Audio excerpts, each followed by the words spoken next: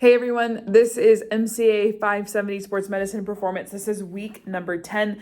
This week we are studying the shoulder, elbow, forearm, wrist, and hand. That's a lot. There's a lot of muscles. There's a lot attached there.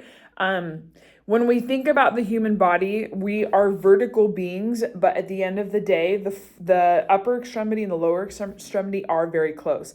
The hip and the shoulder are a ball and socket.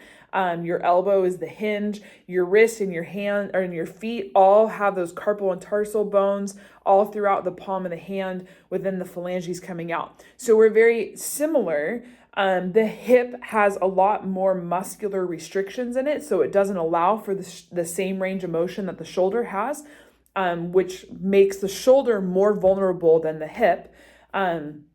And then the wrist and the hand, obviously we have different functions for the hands versus the feet, but it's very similar when we're looking at the anatomy itself. Common injuries, dislocations, we see that a lot in our fingers, we see that a lot in the shoulder. As a coach, your job is not to relocate anything.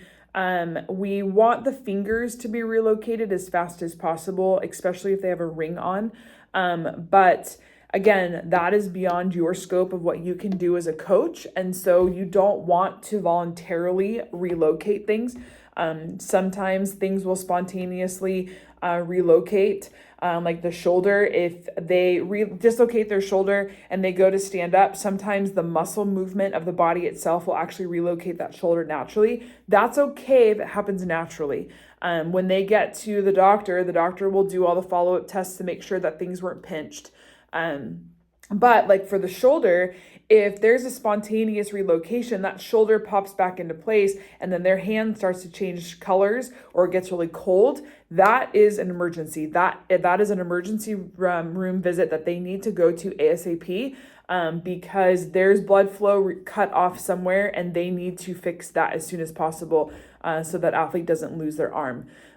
So that's why as a coach, we don't want you to relocate anything, because there's a lot of blood vessels and things that can get trapped within the joints, that can cause issues. But don't be nervous if it relocates on its own.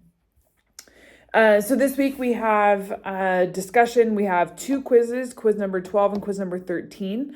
And then next week, your research paper is due. So I hope that you've already started working on it. Remember APA formatting. It needs a title page.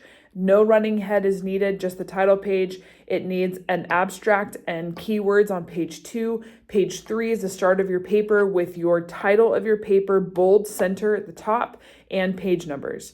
And then the end of it has your references, APA format, and your references, alphabetical order on the last page. So I look forward to reading your discussion this week, and I hope you have a great week.